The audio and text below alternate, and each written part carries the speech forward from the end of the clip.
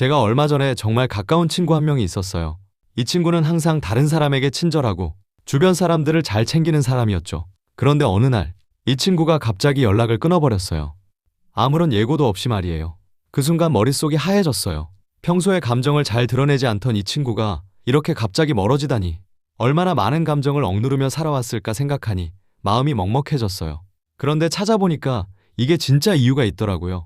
자기 전에 듣는 라디오 멘탈살롱입니다.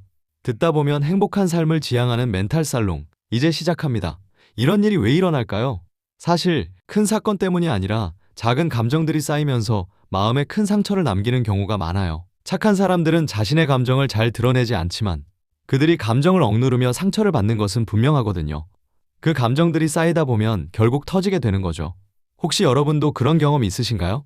하버드 대학의 연구에 따르면 감정을 억누르는 것은 시간이 지나면서 정신건강에 큰 해를 끼칠 수 있다고 해요. 스트레스 호르몬인 코티솔이 증가하면 신체적으로도 큰 스트레스를 받게 되거든요. 관계심리학자 존 가트맨 박사는 감정을 억누르던 사람들이 겉으로는 차분해 보일 수 있지만 내면에서는 감정의 홍수라고 불리는 상태를 겪는다고 밝혔어요. 혹시 지금 이 이야기가 마음에 와닿으시나요? 그렇다면 좋아요 한번 눌러주세요. 여러분의 공감이 더 좋은 이야기를 만드는 힘이 됩니다. 감정이 쌓이다 보면 어느 순간 그 한계를 넘어서게 되는데요. 그때 뇌는 스스로를 보호하려고 감정과 공감을 차단해버리게 돼요. 이걸 벽쌓기라고 하죠. 착한 사람들이 관계를 끊는 건 이기적이어서가 아니라 그동안 너무 참아왔기 때문이에요. 그동안 자신의 감정보다 타인을 우선시했기 때문에 이제는 자신을 지키는 것이 본능적으로 중요해진 거죠.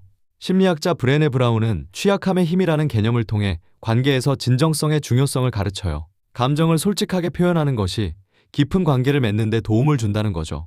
감정을 억누르지 않고 표현함으로써 더 큰 신뢰와 이해를 쌓을 수 있어요. 연구에 따르면 감정을 솔직하게 표현하는 사람들은 더 높은 사회적 지지를 받으며 이는 정신적, 정서적 건강에 긍정적인 영향을 미친다고 해요. 여러분도 혹시 항상 다른 사람들을 맞추느라 지쳐본 적 있나요? 때로는 나라는 존재의 경계를 확실히 하는 것이 나를 표현하는 것보다 더 효과적일 때가 있어요. 예를 들어 누군가 부적절한 농담을 하면 그냥 미소 없이 쳐다만 보세요. 누군가 여러분의 시간을 빼앗으려 한다면 그날은 안 되겠어요 라고 말하면 돼요. 변명할 필요 없이요. 이렇게 하면 타인이 여러분의 삶에 침범하는 것을 막을 수 있죠. 감정 억누르기의 위험성에 대해 좀 더 깊이 알아볼까요? 미국 펜실베이니아 주립대학의 연구에서는 억눌린 감정이 장기적으로 신체 건강에도 부정적인 영향을 미친다고 밝혔습니다. 특히 억눌린 감정이 심장병 고혈압, 그리고 만성통증과 같은 질병과 관련이 있다는 결과가 나왔습니다. 이는 감정이 단순히 마음의 문제가 아니라 신체적 건강과도 깊이 연결되어 있음을 보여줍니다.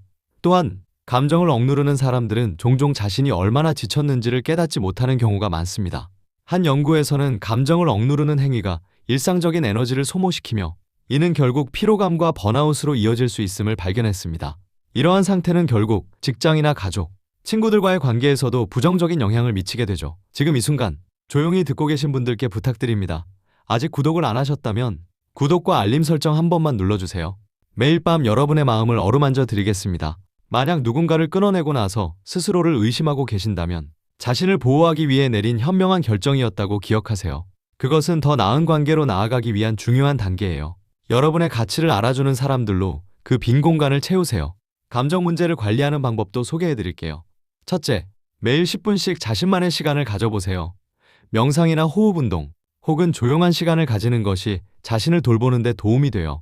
명상은 스트레스를 완화하고 마음의 평화를 찾는 데 큰 도움이 됩니다. 연구에 따르면 매일 10분의 명상이 스트레스 호르몬을 줄이고 긍정적인 감정을 증가시키며 전반적인 정신 건강을 향상시킬 수 있다고 합니다. 둘째, 일기를 써보세요. 글로 쓰거나 녹음해도 괜찮아요.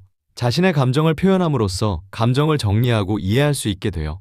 일기는 감정을 명확히 하고 자신을 더 깊이 이해하는 도구가 될 수 있습니다.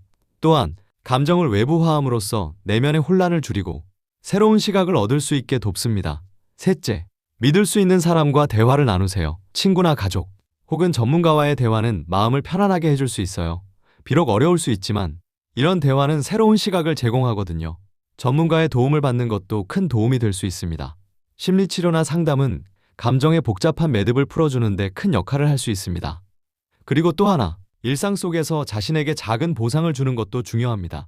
작은 성취를 축하하고 자신을 격려하는 것은 자기 존중감을 높이고 긍정적인 감정을 증진시키는 데 도움이 됩니다. 예를 들어 하루를 잘 보냈다면 자신에게 좋아하는 음식을 선물하거나 조용한 산책을 즐기는 것도 좋은 방법입니다. 오늘 이야기가 여러분의 마음에 작은 울림이 되었기를 바랍니다. 멘탈 살롱은 매일 밤 여러분의 마음을 위한 이야기를 준비합니다. 아직 구독을 안 하셨다면 구독과 알림 설정을 눌러주세요. 내일 밤에도 찾아뵙겠습니다. 그리고 오늘 이야기를 듣고 떠오르는 생각이 있다면 댓글로 남겨주세요. 여러분의 경험담, 고민, 혹은 오늘 느낀 감정 한 줄이면 충분합니다. 서로의 이야기가 서로에게 위로가 되니까요. 좋아요 한 번이 이 채널에 큰 힘이 됩니다. 오늘도 멘탈 살롱과 함께 해주셔서 감사합니다. 편안한 밤 되세요.